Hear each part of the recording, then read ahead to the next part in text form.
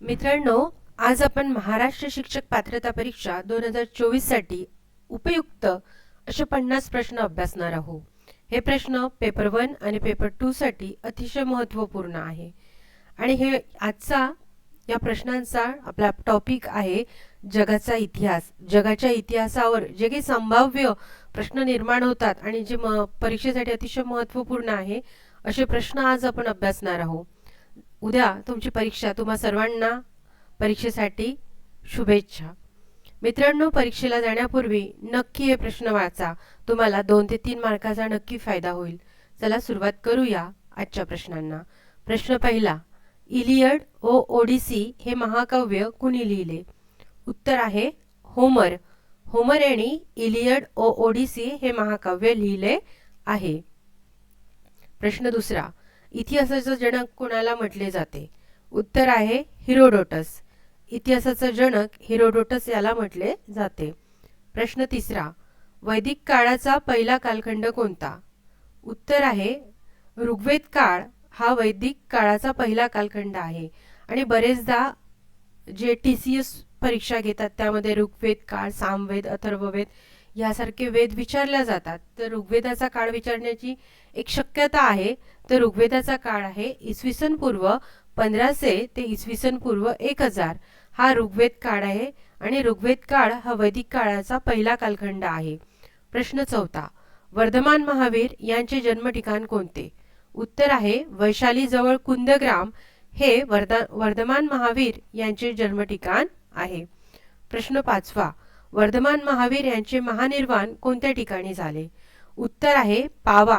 पावा या ठिकाणी वर्धमान महावीर यांचे महानिर्वाण झाले होते.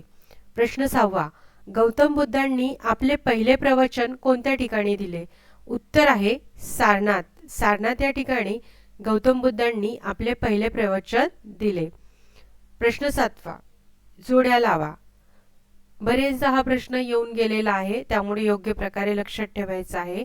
अ गटात आहे वरिष्ठ सामंत, कनिष्ठ सामंत, सर्वात कनिष्ठ सामंत, 4 आहे बुदास. ब गटात आहे फ्रँक, ड्यूक, बॅरन, नाईट आणि सर्फ. वरिष्ठ सामंत म्हणजे ड्यूक याला म्हटलं जाते. कनिष्ठ सामंत बॅरन याला म्हटलं जाते. सर्वात कनिष्ठ सामंत म्हणजे नाईट होय आणि बुदास म्हणजे सर्फ. हे सर्व ज्या युरोपमध्ये धर्मसुधारणा चळवळी झाला आणि तेथील जे वर्ग होते त्या वर्गामध्ये जी सामंतशाही होती त्यावर आधारित हा प्रश्न आहे. हा योग्य प्रकारे आपल्याला लक्षात ठेवायचा आहे. प्रश्न आठवा, इसवी सन 1453 मध्ये ऑटोमन तुर्कांनी कोणते शहर जिंकले? उत्तर आहे कॉन्स्टँटिनोपल हे शहर ऑटोमन तुर्कांनी 1453 मध्ये जिंकले. मित्रांनो, हा प्रश्न सुद्धा अतिशय महत्त्वपूर्ण आहे. एक तर याचा कालखंड विचारला जातो किंवा शहर विचारल्या जाते. त्यामुळे हा प्रश्न सुद्धा आपल्याला योग्य प्रकारे लक्षात ठेवायचा आहे. प्रश्न आठवा, धर्मसुधारणा चळवळीचा आद्य प्रणेता कोण? उत्तर आहे जॉन विक्लिफ. जॉन विक्लिफ हे धर्मसुधारणा चळवळीचे आद्य प्रणेते होय. जे युरोपमध्ये धर्मसुधारणा चळवळ झाली त्याचे आद्य प्रणेते जॉन विक्लिफ हे होते. प्रश्न नववा, मूर्खांची स्तुती हा ग्रंथ रिकामी जागाने लिहिला? उत्तर आहे इरॅस्मस. इरॅस्मस या विचारवंतांनी मूर्खाची स्तुती हा ग्रंथ लिहिला होता. प्रश्न 10वा, ख्रिश्चन धर्मसंस्था हा ग्रंथ कोणी लिहिला? उत्तर आहे जॉन कॅल्व्हिन या युरोपमधील एका विचारवंतांनी ख्रिश्चन धर्मसंस्था हा ग्रंथ लिहिला आहे. प्रश्न 11वा, प्युरिटीन पंथाचा प्रणेता कोण? उत्तर आहे मार्टिन ल्युथर. मित्रांनो, हे सर्व प्रश्न जे जुनं इतिहासाचं इयत्ता 9वी इतिहासाचं पुस्तक आहे त्या इतिहासाच्या पुस्तकामध्ये जो जगाचा इतिहास, विशेषतः युरोपचा इतिहास, औद्योगिक क्रांती या संदर्भात जी माहिती दिली आहे त्यामधून आपण घेतलेला आहे. प्रश्न 11वा, प्युरिटन पंथाचा प्रणेता कोण? उत्तर आहे मार्टिन ल्युथर. प्रश्न 12वा, अमेरिकेचा स्वातंत्र्य दिन कोणता? उत्तर आहे 4 जुलै हा अमेरिकेचा स्वातंत्र्य दिन म्हणून साजरा केला जातो. प्रश्न 13वा 1498 मध्ये भारताकडे जाणाऱ्या सागरी मार्गाचा शोध कुणी लावला? उत्तर आहे वास्को द गामा यांनी 1498 मध्ये भारताकडे जाणाऱ्या सागरी मार्गाचा शोध लावला. प्रश्न 14वा दी लास्ट सपर हे अजरामर चित्र कलाकृती कोणाची आहे? उत्तर आहे लिओनार्डो विन्सी. तुम्हाला मोनालिसा या चित्राविषयी माहिती असेल, त्याचप्रमाणे मोनालिसा आणि दी लास्ट सपर हे दोन चित्र लिओनार्डो द विन्सी याचे अजरामर चित्र आहे. कारण आता द लास्ट सपर या चित्राविषयी विचारण्याची शक्यता आहे, म्हणून आपण हा प्रश्न या ठिकाणी घेतलेला आहे. प्रश्न 15वा मुद्रण यंत्राचा शोध कधी व कुठे लागला? उत्तर आहे 1450 मध्ये जर्मनीतील गटेनबर्ग, याला गुटेनबर्ग सुद्धा म्हटलं जाते, या ठिकाणी मुद्रण यंत्राचा शोध लागला. कधी? 1450 मध्ये जर्मनीतील गटेनबर्ग या ठिकाणी. हा प्रश्न सुद्धा वारंवार विचारला गेलेला आहे. प्रश्न 16वा डिवाइन कॉमेडी हा प्रसिद्ध काव्यग्रंथ कुणी लिहिला? उत्तर आहे डांटे. डांटे या विचारवंतांनी डिवाइन कॉमेडी हा प्रसिद्ध काव्यग्रंथ लिहिला होता. हाही प्रश्न 2-3 परीक्षांमध्ये विचारला गेलेला आहे. प्रश्न 17वा इटालियन काव्याचा जनक कोण? उत्तर आहे डांटे हा इटालियन काव्याचा जनक होता. प्रश्न 18वा माणसाने आपले जीवन नीतिशुद्ध रीतीने व साधेपणाने जगावे असा संदेश कुणी दिला? उत्तर आहे डांटे यांनी हा संदेश दिलेला आहे. प्रश्न 18वा मानवतावादाचा जनक कोण? उत्तर आहे फ्रान्सिस्को पेट्रार्क हा मानवतावादाचा जनक आहे. मित्रांनो, हा प्रश्न महत्त्वपूर्ण आहे, योग्य प्रकारे लक्षात ठेवायचा आहे. प्रश्न 19 सूर्य हा ग्रहमालेचा केंद्रबिंदू असून पृथ्वी व इतर ग्रह सूर्याभोवती फिरतात असा सिद्धांत कोणी मांडला होता? उत्तर आहे निकोलस कोपर्निकस यांनी हा सिद्धांत मांडला होता. प्रश्न 20 डेव्हिड ओ मोजेस या शिल्पाकृती रिकामी जागा याने तयार केल्या? उत्तर आहे मायकेल एंजेलो याने डेव्हिड ओ मोजेस या 2 शिल्पाकृती तयार केल्या होत्या. प्रश्न 21 दी प्रिन्स या राजनीतीवरील प्रसिद्ध ग्रंथाचा कर्ता कोण? उत्तर आहे मॅकियावेली हा दी प्रिन्स या राजनीतीवरील प्रसिद्ध ग्रंथाचा कर्ता होय. प्रश्न 22 रक्ताभिसरणाविषयी संशोधन रिकामी जागा यांनी केले? उत्तर आहे विल्यम हार्वे.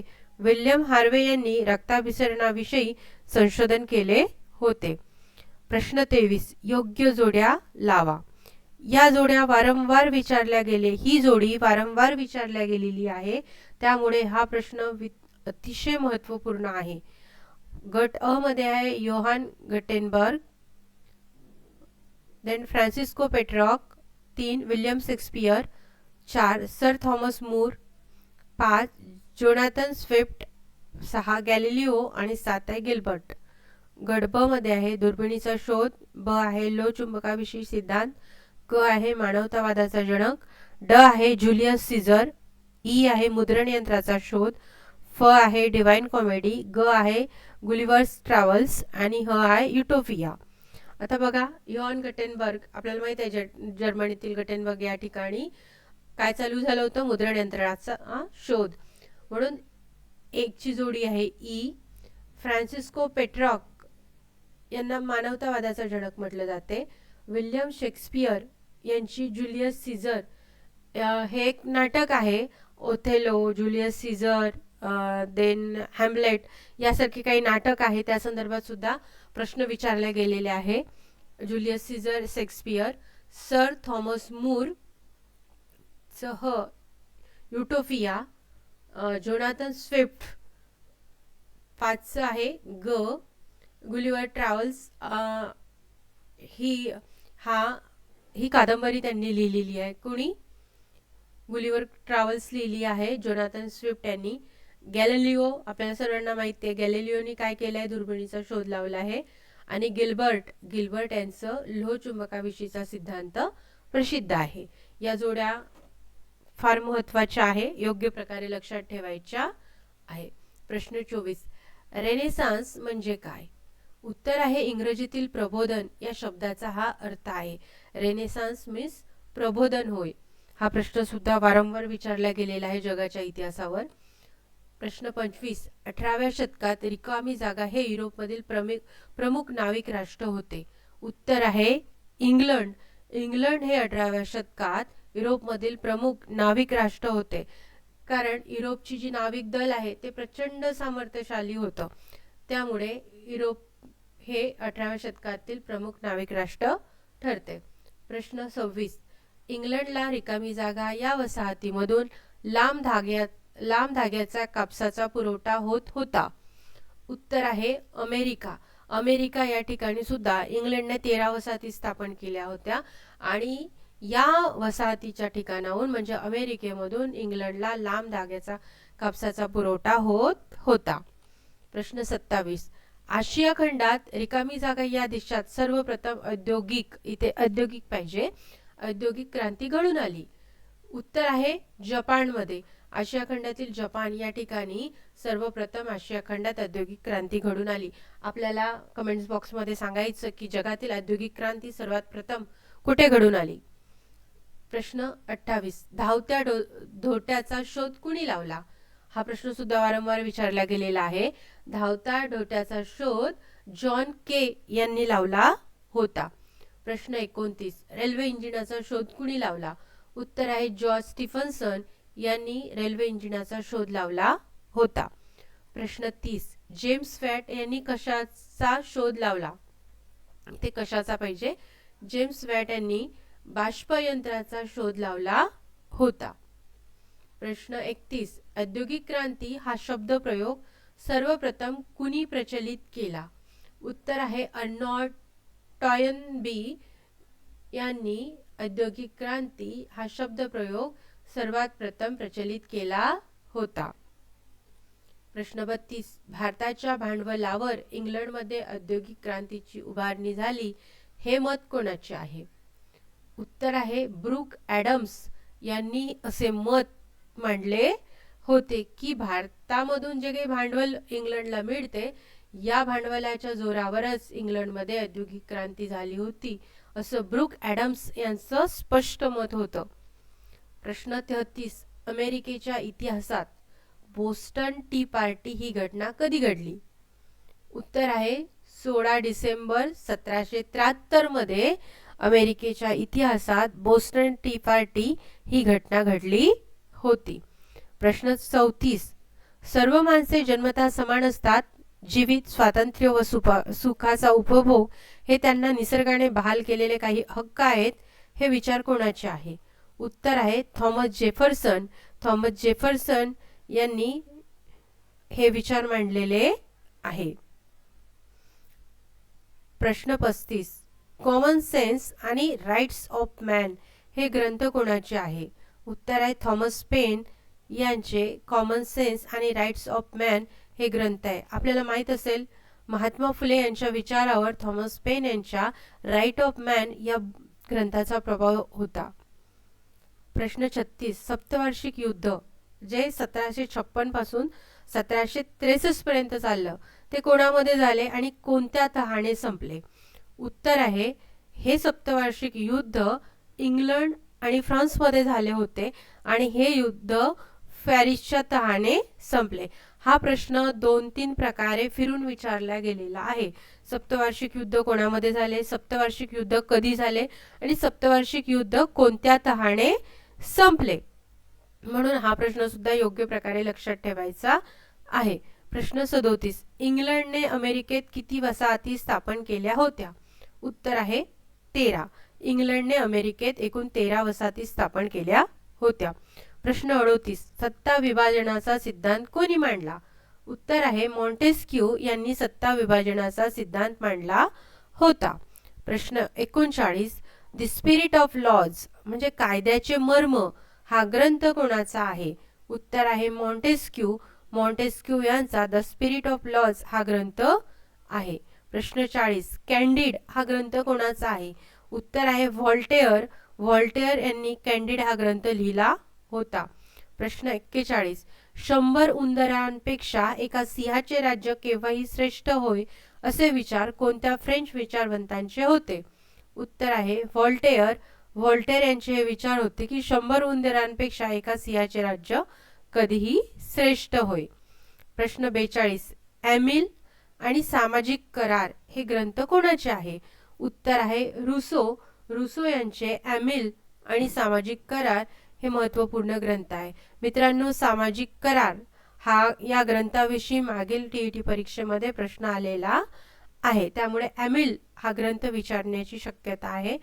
एमिल आणि सामाजिक करार हे ग्रंथ रुसो याने लिहिलेले आहे. प्रश्न 43. फ्रेंच राज्यक्रांतीचा उद्गाता आणि स्वातंत्र्य, समता व बंधुता या तत्वाची घोषणा या घटना कोणत्या व्यक्तीशी संबंधित आहे? उत्तर आहे रुसो. रुसो यांना फ्रेंच राज्यक्रांतीचा उद्गाता म्हटलं जाते. तसंच त्यांनी स्वातंत्र्य, समता आणि बंधुता हे जे तत्व आहे यांची घोषणा केली होती. आणि तुम्हाला माहित असेल की रुसो विषयी नेपोलियन बोनापार्ट यांनी म्हटलं होतं की जर रुसो नसता तर फ्रेंच राज्यक्रांती झालीच नसती. त्यामुळे रुसो हे फ्रेंचमधील हा विचारवंत फार महत्त्वपूर्ण ठरतो. प्रश्न 44. मानव हा जन्मतः स्वतंत्र असतो, परंतु तो अनेक बंधनात जखडलेला आहे. समाजाला स्वास्थ्यपूर्ण जीवन जगण्यासाठी काही बंधने आवश्यक असतात. ही बंधने समाजाने स्वखुशीने स्वतःवर लादून घेतलेली असतात. असे मत कोणत्या विचारवंताचे होते? उत्तर आहे हे मत फ्रेंच विचारवंत रुसो यांचे होते. हा प्रश्न विचारण्याची मित्रांनो शक्यता आहे, त्यामुळे हे विधान आणि हा विचारवंत योग्य प्रकारे लक्षात ठेवायचा आहे. प्रश्न 45. फ्रान्स वैभवाच्या शिखरावर रिकामी जागाच्या कारकिर्दीत पोचला होता. उत्तर आहे 14वा लुई यांच्या कारकिर्दीत फ्रान्स वैभवाच्या शिखरावर पोहोचला होता. प्रश्न 46. फ्रेंच राज्यक्रांतीला कधी सुरुवात झाली होती? उत्तर आहे 1789 मध्ये फ्रेंच राज्यक्रांतीला सुरुवात झाली होती. प्रश्न 47.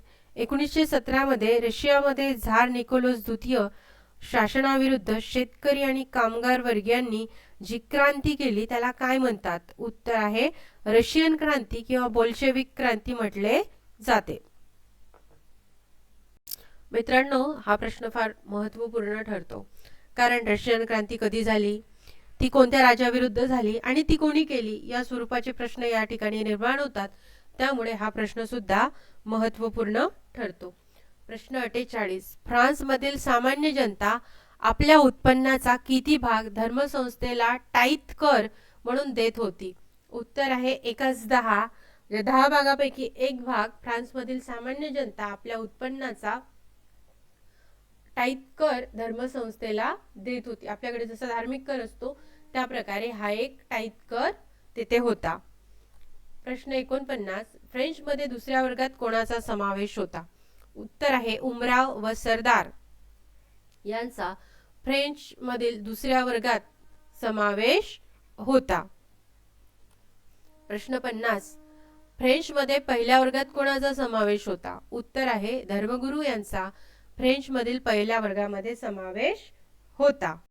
मित्रांनो, आजच्या या प्रश्नमालिकेतील 49 प्रश्न या ठिकाणी संपलेले आहे. या ठिकाणी आणखी 2 प्रश्न निर्माण होऊ शकतात आणि ते उपयुक्त आहेत. ते म्हणजे पहिलं महायुद्ध कधी झालं आणि दुसऱ्या महायुद्धाचा कालखंड कोणता? याविषयीची माहिती, याचे उत्तर तुम्ही मला कमेंट बॉक्समध्ये नक्की शेअर कराल, कारण उद्याला तुमचा पेपर आहे. त्यामुळे तेवढा अभ्यास तुमचा झालेला आहे याची मला शाश्वती आहे. तुम्हाला उद्याच्या पेपरसाठी खूप खूप शुभेच्छा. भेटूया पुन्हा एका नवीन माहितीसह. उद्याच्या पेपरसाठी बेस्ट लक. पुन्हा भेटू एका नवीन व्हिडिओमध्ये. थँक्यू.